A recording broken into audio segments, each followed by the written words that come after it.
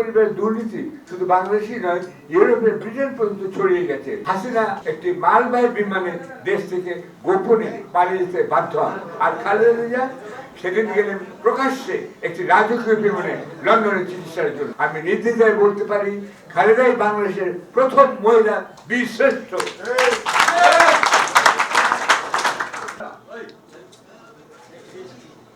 হেডলাইনটা হচ্ছে কাতারের আমিরের রাজকীয় বহরের বিমানে লন্ডনে যাচ্ছেন খালেদা। মাত্র ৮ অক্ষর। এই ৮ অক্ষরে কিন্তু সাম্প্রতিক ইতিহাস সম্পূর্ণভাবে ধরা পড়েছে। এই চমৎকার হেডলাইনটিতে ফুটে উঠেছে বিএনপি নেত্রী খালেদা জিয়ার সঙ্গে আওয়ামী লীগ নেত্রী শেখ হাসিনা, যিনি এখনো মনে করেন তিনি বাংলাদেশের প্রধানমন্ত্রী। না, শেখ হাসিনা আপনি বাংলাদেশের সবচেয়ে ধীরত ব্যক্তি। শুধু আপনি নন, আপনার পরিবারের সবাই। বিবেচনা করুন দুই নেত্রীর মধ্যে কি আকাশ পাতাল তফাৎ।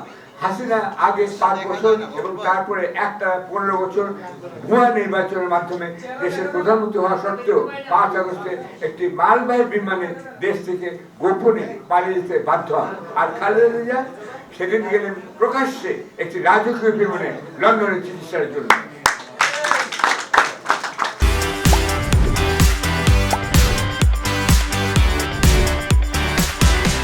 হাসিনাকে বিদায় জানানোর জন্য একটি মানুষই ছিল না এয়ারপোর্টে, আর খালেদাকে বিদায় জানাতে সন্ধ্যাবেলায় ও রাতে তার বাড়ি থেকে এয়ারপোর্ট পর্যন্ত ছিল পথে জনতার ঢল।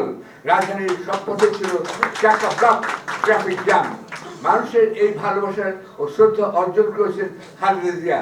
আমি নির্দ্বিধায় বলতে পারি, খালেদাই বাংলাদেশের প্রথম মহিলা বীরশ্রেষ্ঠ। এই সম্মান থেকে অর্জন করতে হচ্ছে বহু কষ্টে ও ত্যাগের মধ্যে, তাই তার প্রতি অসীম শ্রদ্ধা দেশে ও বাইরেও ছড়িয়ে পড়েছে। শেখ হাসিনাকে ইন্ডিয়া বাধ্য হয়েছে আশ্রয় দিতে। তিনি লন্ডনে যেতে চাইলেও যেতে পারেন না, কেননা ব্রিটিশ সরকার এদিকে কোনো আগ্রহ দেখায়নি। অন্যদিকে খালেদা গেলেন লন্ডন ক্লিনিকে। তিনি আমেরিকাও যেতে পারেন, কিন্তু হাসিনা সেখানেও যেতে পারবেন না। সেখানে তার কুকুর প্রেমী পুত্র সন্তান জয়ের বিরুদ্ধে মনোনয়নের মামলা চলছে।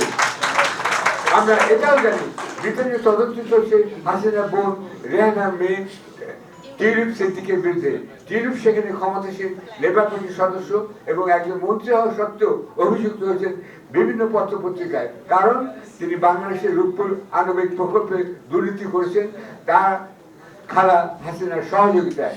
টিউলিপকে চায়নাতে যেতে দেওয়া হয়নি, আগে তার বিরুদ্ধে তদন্ত হবে বলছে ব্রিটিশ পত্রিকাগুলো।